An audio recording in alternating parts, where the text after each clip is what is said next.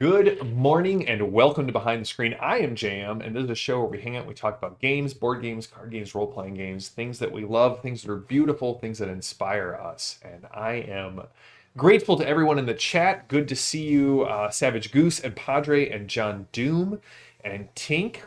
We have a great week planned in the iconic verse here on Behind the Screen. Thursday, I will be reviewing the Science Fiction Companion, which, damn, it's a good book. I'm very excited. Like, the art's great, the mechanical design is fantastic. It is very quickly becoming my favorite of the companions, even though fantasy is my preferred genre. Very excited about talking about the Science Fiction Companion. We'll flip through it, we'll talk about what's in there and talk about what's awesome. But that is Thursday. Today, I'm here to crow to the world that I have done it. I have achieved a gaming singularity. And though no one else in the world knows what that means, is a personal goal of mine. It has been since I went into the hospital a year and a half ago, roughly. And so, what is gaming singularity? Why would you be interested in it? And what are the benefits of something like this? Now, if you're like me, I am a GM who loves running games. I run a lot of games. On average, I run 3 games a week. I have a standing. On average, I run 4 games a week right now. I have a standing Tuesday and Wednesday night game. I'm currently running our Friday night game, although that's coming to a close. I have an every other week Thursday game, and I have an every other week kids game that I run at the game store. And that doesn't count like quarterly or monthly TPK events that I'm running, or our Eve of Ruined game that John Doom and Tink are playing in. So I run a lot of games. And one of the things that I've always wanted to do back in my earliest gaming days, we didn't know what to call it. You know, a lot of people would call it like a West Marches style game or a Bronstein these days. But essentially, and we've talked about this, I had this wonderful gaming group that we had about 20 players, and about 6 to 8 of us were GMs. And essentially, we were all playing in this collected shared universe. All of the characters were tangentially related or knew of each other. All of the adventures took place on the same canvas. And that was kind of the heyday of my gaming. Now I'm experiencing sort of a renaissance of that. I've got a lot of games going on. And one of the things that kind of came to me is I wanted to move towards this idea of what I was calling gaming singularity, kind of hearkening back to the games of my youth, where essentially as many games as possible as I could get, we would be playing the same system, the same world, and all of the groups would, in theory, be occupying that world at the same time. This does a lot of great things for us as GMs. One, it's less prep time. You got one rule set to remember. I just mentioned that I'm running, 4 games a week, sometimes more, and each one of those games was essentially a different gaming system. Sunday is Tales of the Valiant. Eve of Ruin is a 5th edition using the 2024 rulebook. Thursday nights is my Black Sword Hack game. Tuesdays was... Man, what were we playing? Tuesdays was something. Wednesdays was my Vendom playtest, and Fridays was Savage Worlds. There's a lot of different game systems. And yeah, it got in my head, John. Yeah, we're playing Hyperborea. I love all of these games, and there was a time where I was like, this is the way to get all of the games I want to the table. Singularity means I have to prep one game system. And the fact that I'm putting the players in the same region means my regional prep down to one region that I am able to put together and use. John Doom, I will run 13th Age for us some Friday night when a lot of people can't make our Pathfinder game. I'll just will put me on the books. I'll have the pre-gens all set up. I've got it all 13th Age second edition all put into the into Foundry already. I'm ready to go. So keep that in mind, Tink and John, for that. So I'm not constantly having to refresh my brain on the rules right before game session.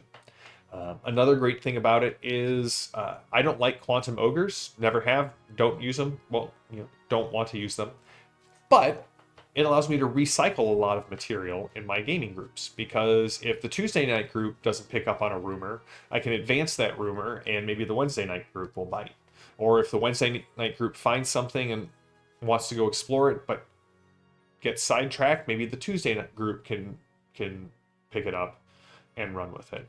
NPCs, especially like this, the region we're playing in has a lot of merchant caravans. So like, caravan drivers and teamsters could be reoccurring NPCs with both groups.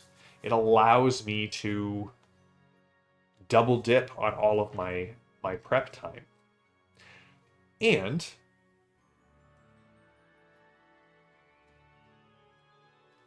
it takes a lot of the mental load of GMing off. When I was running those 6 games, I would try and take an hour each day just to kind of refresh myself with the rules, where were we at, and the Friday night group can tell you I made mistakes all the time because I had 6 different rule sets I was keeping in my head. So I wanted to do this for a time, and I never thought that it would happen. Every time the Tuesday group ended, the Wednesday group was in the middle of something, or vice versa.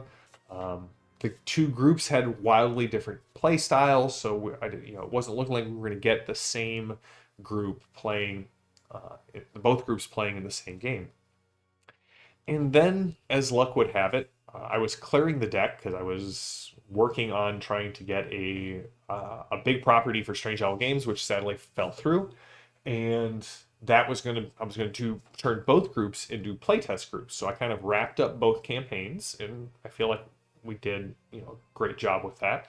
And then we were going to start this playtest. But when that fell through, I was like, okay, well, here, let me give a couple of ideas of games to play. And to my surprise,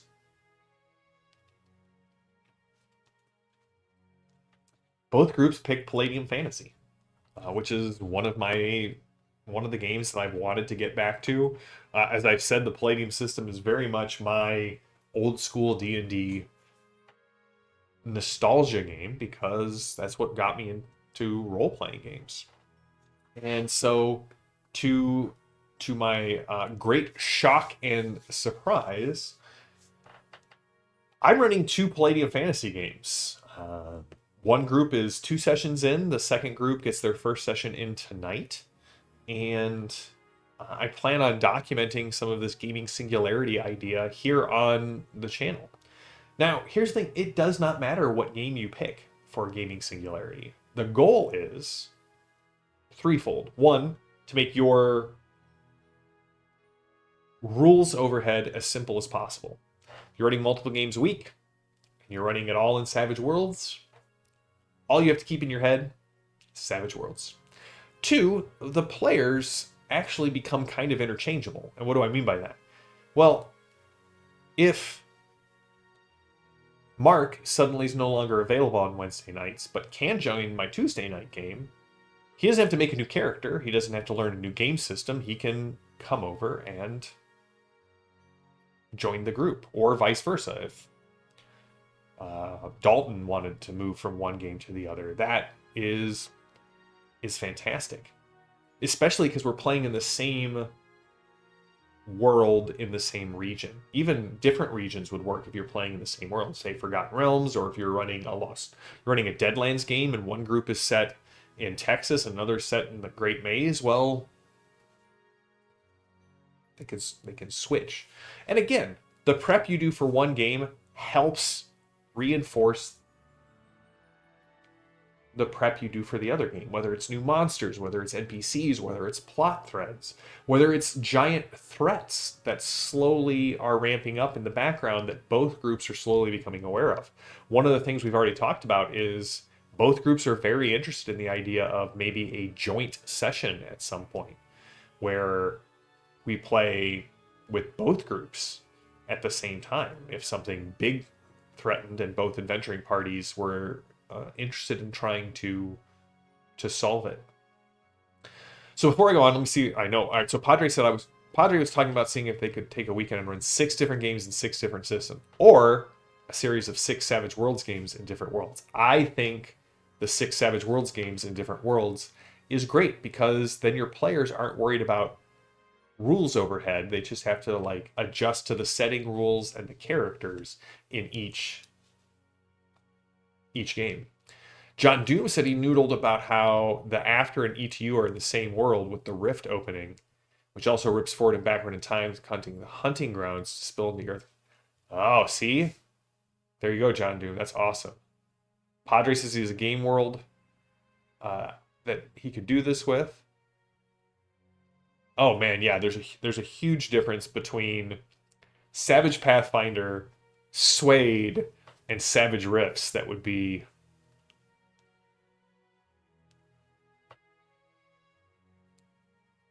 that might add extra rules overhead. I think uh, I think Savage Goose, you and I were talking about kind of the overhead of Crunch. It's like Suede, then Savage Pathfinder, then Savage Rifts. Oh man, there's so many good Savage World settings. Sadly went to a Half Price Books, and man, it looked like somebody came to my house and got rid of all of the Savage World stuff. Because there were like Ghost Mountain box was on the shelf. All of the Savage Pathfinder books were on the shelf. Savage Eberron was on the shelf. That's not an old book. That's like less than a year old. And yeah, somebody just offloaded their entire Savage Worlds collection, mostly Suede, but with things like Slipstream was there. Hellfrost, is that what it's called? Hellfrost? Something Frost that was definitely related to Savage Worlds. It was a little heartbreaking to see. So, I'm going to be documenting kind of my journey through the Singularity. I'm very excited to be doing this because honestly, for me, as I've gotten older, it's not the time commitment that's the problem for running multiple games. It is definitely the muddling of the rules. I always want to run,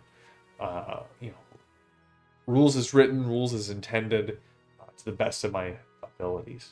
So I'm excited. We're going to be playing in the Timuro Kingdom, which is also the kingdom that is outlined in both the Arms of Nargash Tor as well as the Old Ones book. There's a great mega dungeon that I hope both groups eventually make their way to, in which case the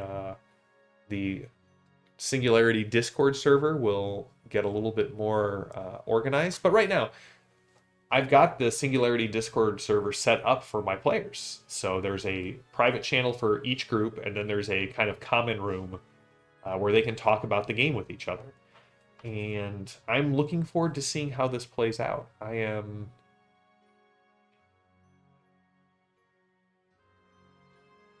Yeah, it's something I did not think would come to be. It may be awesome, or in a year I may be like, cool, the next time these groups end, we're still going to go back to different games. Because, as John Doom just pointed out, there are always new things coming out. I'm really excited. I think it launched already today. Castle Zygag is coming out for Castles and Crusades. And while I don't think I can grab it right now, I'm hoping that I can snag it at maybe GameholeCon. And if you don't know, Castle Zygag is Gary's actual production, along with Jeffrey Tolinian, who ended up doing Hyperborea. Gary was working for Trollord Games and was actually bringing his notes for the old Castle Greyhawk to light for the first time ever, right? One of the legendary mega dungeons of the hobby that has never truly seen a good or faithful iteration. So, speaking of Troll Lord games, I will be releasing tomorrow, I believe. I got a behind or beyond the table with Steven Chenault. We talked about the late unpleasantness, as we call it here on the Iconic channel. Thanks to John Doom for that. The OGL crisis, the fact that they were one of the first companies to use the OGL to make their own game, and they've now removed it completely. And we're going to talk about the Hermit, Castle Zygag, and a lot of other things. It's always a good time having Steven on there. I'll put a premiere up for it. It'll go live probably tomorrow around noon Central Time. And Savage Goose, you do, if you can make it. Chupa, but really, Gamehole Con is the best convention I go to. I go to 5 or 6 conventions a year. Gamehole Con is the best one, and it has a huge Savage Worlds presence. So you can make it. That's the one I would suggest going to. Well, that's it. We'll be back on Thursday with a discussion of the Science Fiction Companion, which I am super excited to talk about. And then on Thursday, you can find me on the we're doing a Freaky Thursday. I'm Lohan.